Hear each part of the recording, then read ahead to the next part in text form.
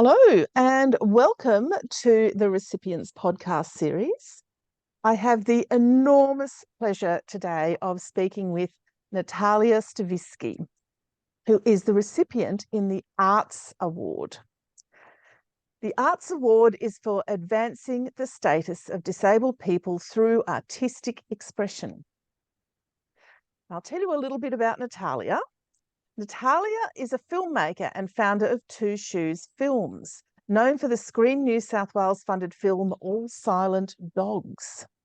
She was in AICD's, that's the Institute of Company Directors, Disability Leadership Program, and has been nominated for Young Australian Filmmaker of the Year. She is a fierce advocate for improving accessibility in the arts. Her acclaimed films novelly explore disability through genre. She has used them to broaden the definition of a disabled story and increase understanding of her lived experience. Welcome, Natalia. So good to catch up with you today. Thank you so much for having me. Oh, it's so exciting, and congratulations on receiving the Arts Award. It is one of the most hotly contested awards each year of the National Awards for Disability Leadership. So well done, you. Oh, thank you. It was very exciting, I must say. Well, surprising 9 a.m. Yes, well, we always do it at 9 a.m. and in 2023, the International Day of People with Disability, or I-Day, fell on a Sunday. So there we are at 9 a.m. on a Sunday. Yeah, not a great time for creatives, I know. But anyway. But it was exciting. It was a good way to start the day. Oh, fantastic. It's so exciting to see the way people think, oh, me? I love that. I just love it. Yeah, so that was very much me. I was quite sure that I wasn't going to win, and had been telling everyone why very logically I wasn't going to win this year. So that when I opened my email and it had the congratulations recipient header, the first thought I had was, oh, it must have been a joint winner, because I couldn't imagine a universe where I just won. Well, last year we had joint recipients, but this year, no, it was you on your own, on your little lonesome. Yeah. Wow. So where did you get into this work? Why filmmaking? Yeah, so for me, filmmaking's always felt like a calling. Like, I didn't really feel like I had much of a choice as to where I ended up. I obviously considered other things throughout my life, particularly before I developed my disability. Like, would I go into engineering or computer scientist, something sensible? But then, it always came back to film. But then when I got sick at 15, obviously my whole life took a very big detour. And for many years, it was just built around the idea of trying to get better, which became unsustainable after a certain point, and essentially running out of options of how to become, normal again. And it just led me to decide that I'd try to achieve the thing that I always wanted to do anyway, to find a way that it didn't have to be the end, essentially, that there was still the opportunity to live the life I wanted to live while sick. Yeah. And so you decided filmmaking. Yes. And so it's just been a scrappy process of trying to make progress, because the film industry is a difficult sector in that it's, highly competitive with few opportunities and also poor structures. And so for someone like me who couldn't pursue traditional education, like going to film school, which is how most people get their entry into the film industry and make their first projects, I was just essentially in the position of trying to figure out what I could do from my position. So it was anything and everything at this point. So I, the first job I had was interning at Sydney Film Festival. I did short courses. I couldn't find a production company to take on my script, so I set up my own one. And so it's just been a process of really looking for other ways around all of the barriers that are in place, and at the same time trying to change it so that there aren't so many barriers in place for the next people, because a lot of it is just quite needless, and makes things so much more difficult, and makes it more difficult to do good work, which is at the end of the day what we all want. We want good films, And so much of this gets in the way of that end point. Isn't it? Yeah. So what are you doing right now? What have you kind of arrived at in the way of work right now? Yeah, so in terms of my filmmaking, I have my pet project, as we all do. We all work on lots of things, but we have our little special one. And so my main project that I'm working on at the moment is called Dust in Our Eyes, and it's both a proof of concept short film and what I hope to be my first feature film, about a mother and a daughter at the ages of 18 as they seek to survive a post-apocalyptic wasteland and the abuse they found there. And so really it's trying to use the post-apocalyptic wasteland as a metaphor for chronic illness and how that leaves people vulnerable to abuse. As we know, like within the disability community, we're much more likely to be victims of domestic violence and to have more perpetrators of it. And really, I think so much of it is born from, you know, little snippets of my lived experience, whether it's direct conversations I've had, which do almost, you know, identically show up within the script, or situations I've been in, like how do you transfer that into a metaphorical setting, or even characters that you may not think of as drawn from the experience of developing disability. But I think when people see it, if they have a disability, they'll be like, oh, I know exactly what that character is talking about, or where they come from in their perspective. That's, you know, something that might seem strange to the average audience, but that's what I find is, like, often the people with disability, they'll reach out to me about, you know, as you said, I do a lot of work in genre. So that's your fantasy, sci-fi, horror, and thriller. And so it's quite metaphorical in terms of how it explores the disability experience. But I do get the feedback from people with disability after they see my work that, oh, I really understood it. It really resonated with me. And so I really see genre as a way to cut through to people, because people have so many preconceptions about disability and about our experiences. But once you remove it from the literal setting, it tends to make more sense, or at least a different impression on people. It makes them think about things differently. And so that's really what is my primary focus in my work. Yeah, and then in terms of, like, on the more advocacy side of things, I'm really interested in access riders, which are essentially a document that people with a disability will provide, laying out all their access needs. You can attach it to your contract, and it makes it so much easier than the constant disclosure, particularly in, like, the arts, where you're often working multiple jobs, you're constantly moving, new projects, new people, and you're having to disclose over and over and over again. So when you have a document, it stops it being personal because it's quite legalistic in its language. You don't have to have this conversation face to face. So at least until they've read it. So they've got some basis of understanding about your disability needs, and then you can talk about it and you can refer back to it. And so I've found it so much more useful since I've started using it. So I'm trying to make sure everyone knows about it. I mean, I even made my own template to hand out to people because I had to cobble mine together from, like, 3 online sources. I found there wasn't much information because it is so new, and particularly for people who don't work in the arts, when I talk to them, they don't even know what I'm talking about. Like, I'm introducing them to an entirely new concept. And so that's something I'm particularly interested in, just because it is, I think, very protective, and I think there needs to be so much greater protections. And this is something small that we can all do ourselves, that's not reliant on institutions changing or culture changing. This is something that we can use to give ourselves protection. Thinking I've had it on my list for a long time to have one of those for speaking at conferences, and you've just set me off to, yes, okay, I'm going to do that. That can be my project for the year.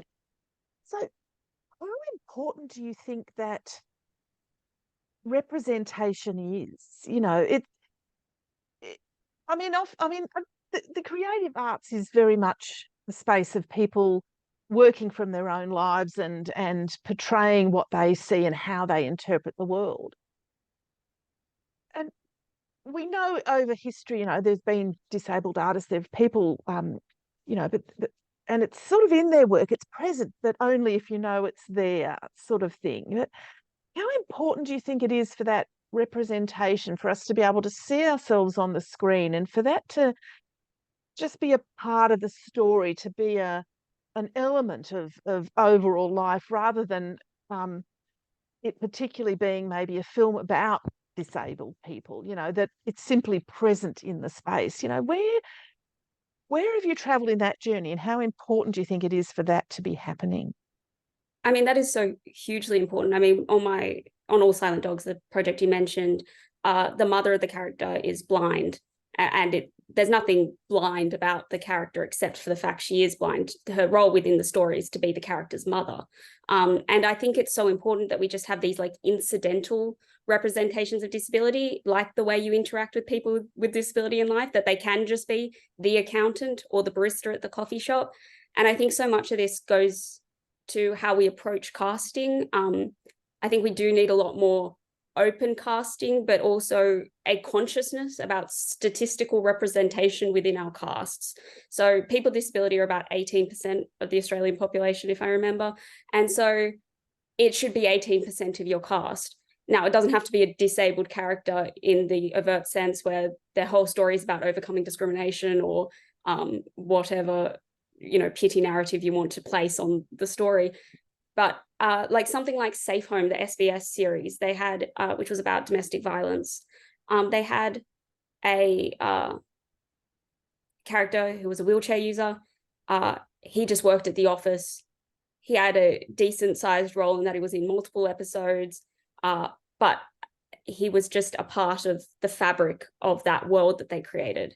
And that's really what we need a lot more of. And so like this comes back to production companies really pushing for that. And like I said, when I say statistical representation, I do mean of other diversities too. You should be, I mean, there are going to be narratives where you can't. If you're doing a, World War I narrative in the middle of the jungle, you probably can't have someone who uses an electric wheelchair, but you should be looking across your body of work. Like this should be a project you have across the body of things that you create. And the other way too, that if you're doing a story about a disability activist group, of course, most of the characters should be disabled in that circumstance because they are in reality. But, where are our rom-com leads who are blind? Where are our, or even the best friend in those films?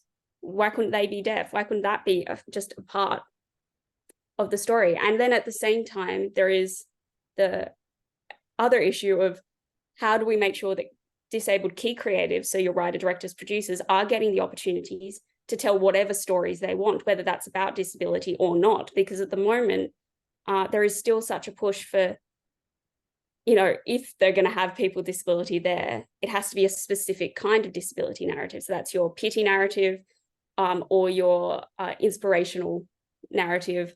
And then now I'm kind of seeing this push for what I'm describing as like the sassy disabled character, where they can experience discrimination, but they have to be able to clap back to it with a funny comment. They don't engage with that any more deeply. And I think, as someone who's experienced discrimination myself and know other people who have, it affects you a lot more deeply than like a silly comment on the train. And it's often a lot more insidious and a lot more constant than just this one scene that you want to, but it's not appropriate if that person is anything but funny. And so it's about how do we allow the breadth of the disability experience to be shown. And some of that is going to be hard. But we should be able to share those experiences, particularly the ones we've had. Because that's the thing, so much of my work, I get the feedback, it's too bleak. And I'm sitting there going, I don't know what you want me to do with this. It's reality. But I think it's important that we show these difficult parts of our lives, because things die in darkness. If we, illuminate these places, there'll be greater understanding, not only for the people who've lived it, but the people who are currently living it, because I've gone through so many things with inadequate levels of support from the people around me because they've been, afraid of the difficulties I'm experiencing.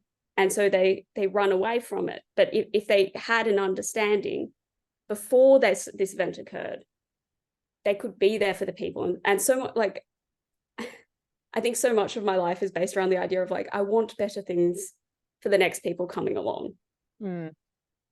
Yeah, it's interesting, isn't it? Do you think that might be part of why disability is, the hard stuff, which we pretty much, our community goes through every day, the othering, the discrimination, you're supposed to put up with the nasty jokes, even though they cut pretty deep, as you say. So, our representation on screen and in the creative arts thus far, and books, even the mainstream media, is often, it's either that inspo porn stuff, or it's as you say, the pity narrative, where we're overcoming our disabilities, or vomit. I have trouble even saying that, but it's because that's been the really dominant theme of how disability is portrayed in the public domain, that there'd be a large chunk of the population that is just blithely unaware of how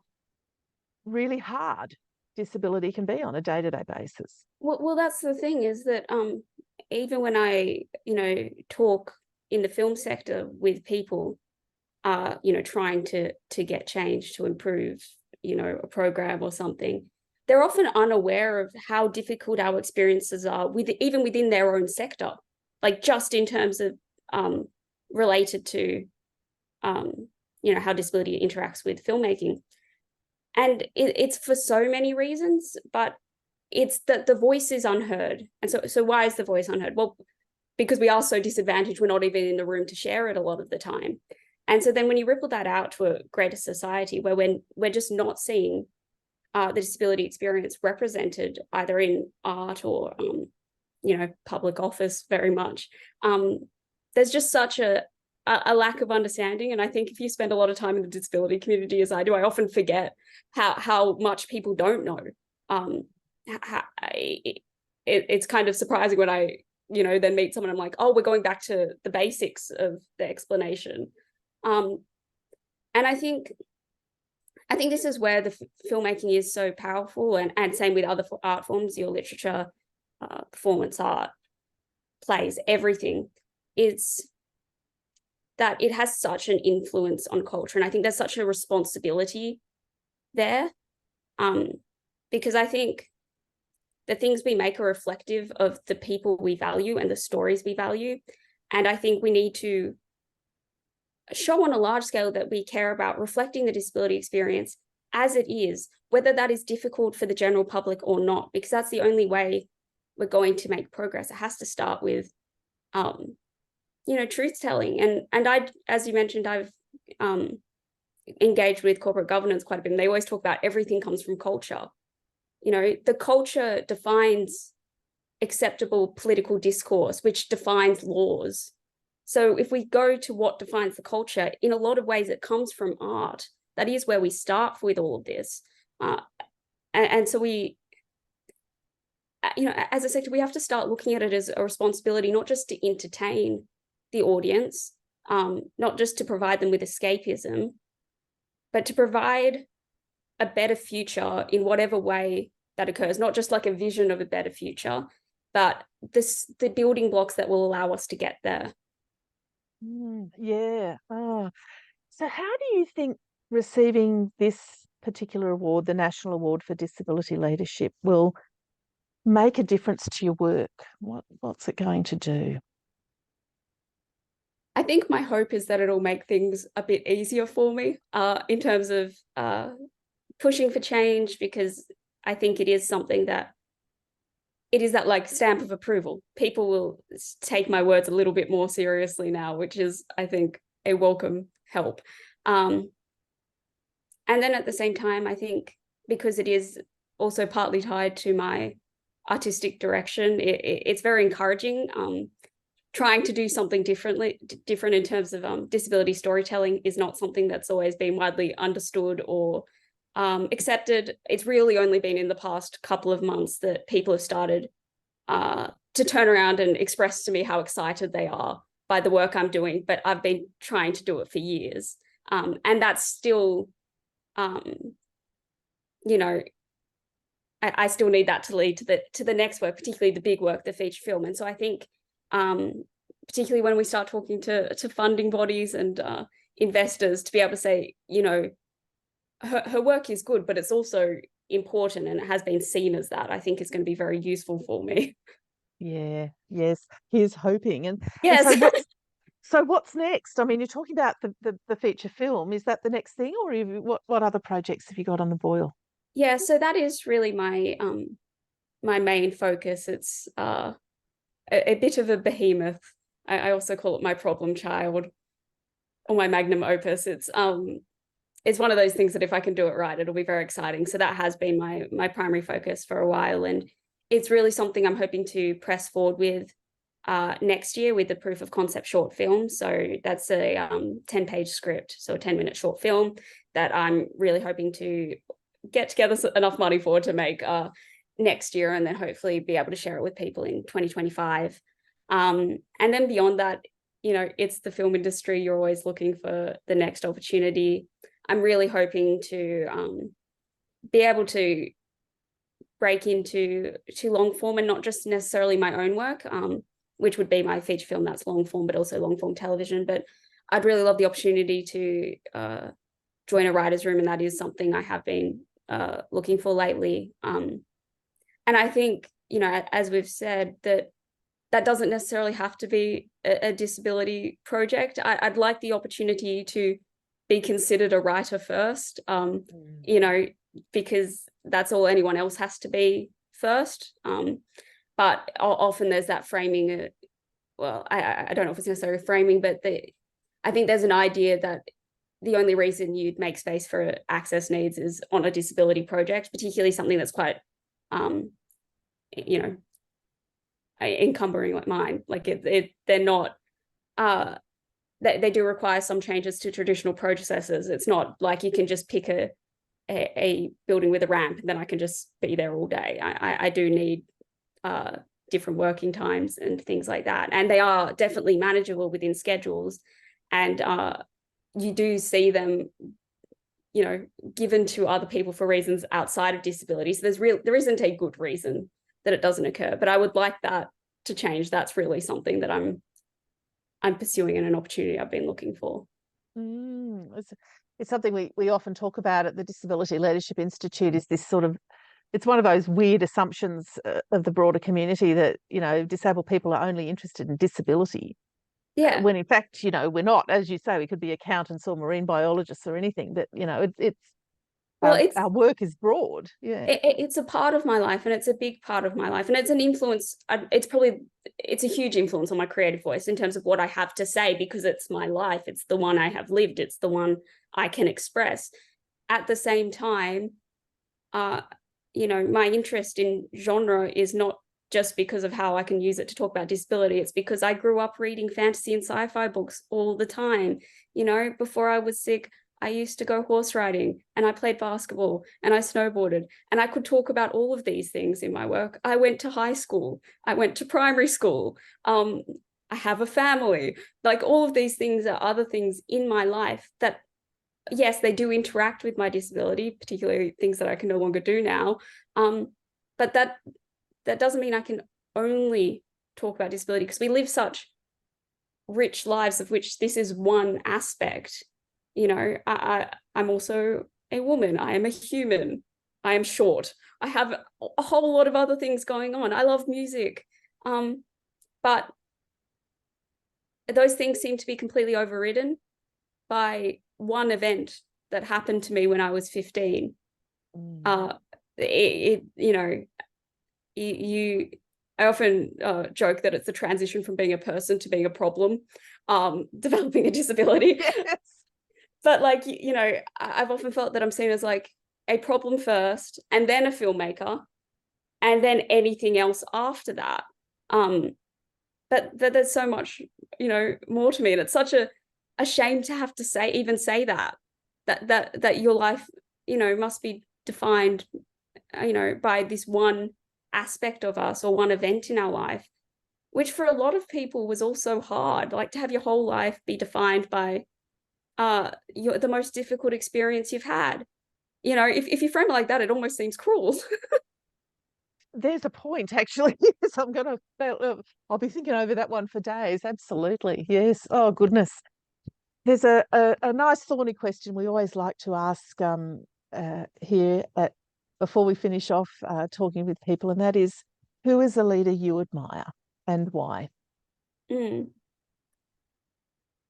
Yeah. So, I mean, like if I think of leaders I admire, I mean, I'm obviously going to answer probably from the perspective of an artist first, because I'm a filmmaker at heart.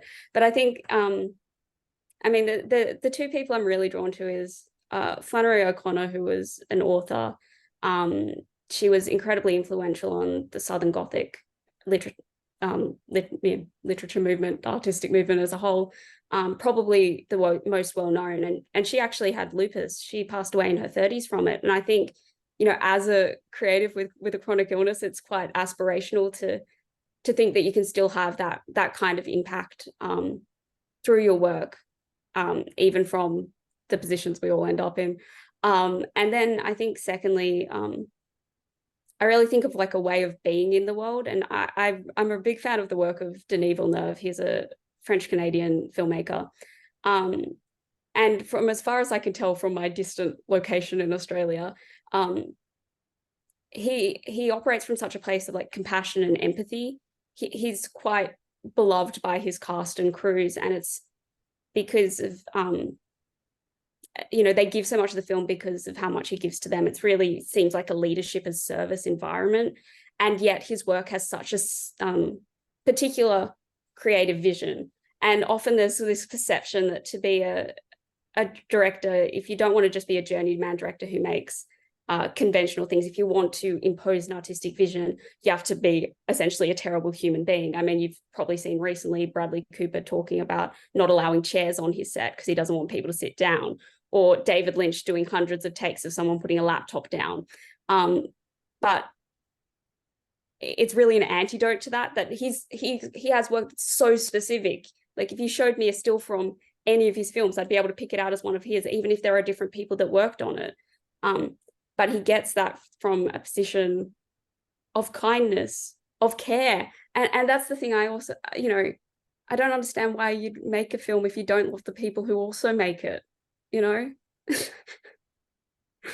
It does seem bizarre, doesn't it?